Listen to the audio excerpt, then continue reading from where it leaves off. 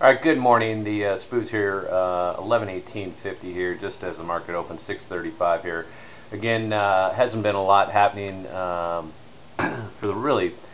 We've now gone up now nearly 4 straight weeks from that February 5th Friday, that Jobs Friday. We're coming up to the next Jobs Friday this Friday, and that's probably the next news worth waiting and watching for as we approach the year highs of January of 1148 ballpark. So we went down 100 points, 10%, and now we have gone up almost 80 points from 1040 to 1122 or so yesterday. So we have gone up 82 points. Again, look at the volume here in the chart. You can see it very clearly. I just want to point out a couple things. Day trading has been absolutely dismal from the way I look at the markets. I tried 2 trades yesterday, scratched them both on the Ides side, so there wasn't a heck of a lot going on there. And today you've got the euro back up. Interestingly enough, the euro is hanging in. I need to say the short there, and that thing does look like it's going higher. So the euro right now is trading 136.32, up another 32 pips. Every time it gets down to the 134s, it bounces. There is support there. So we'll see where that goes. Again, to me, the big picture here is quite simply, until we get a new high over 1150, 55, let's say, this market is still in the still, to me, swing trading wise, a swing trade short. Day trading is very difficult. We'll continue to take our stabs as they show themselves, but I must say that it has not been an easy day trader market, at least not for me.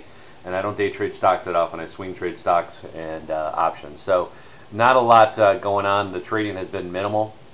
I know it has been. So I was thinking a little bit over the night about the S&P.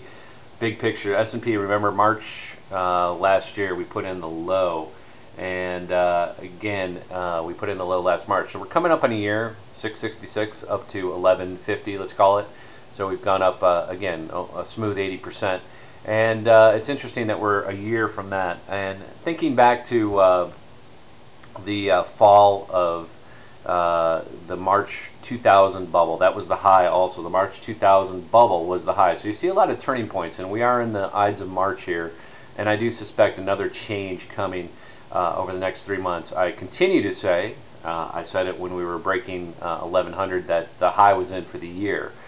Now, we still, if we close over 1155, my bet would be off. But right now, the swing trade is still to be short up to that 1155, 1160 area until we close over that area, and we're trading 1119.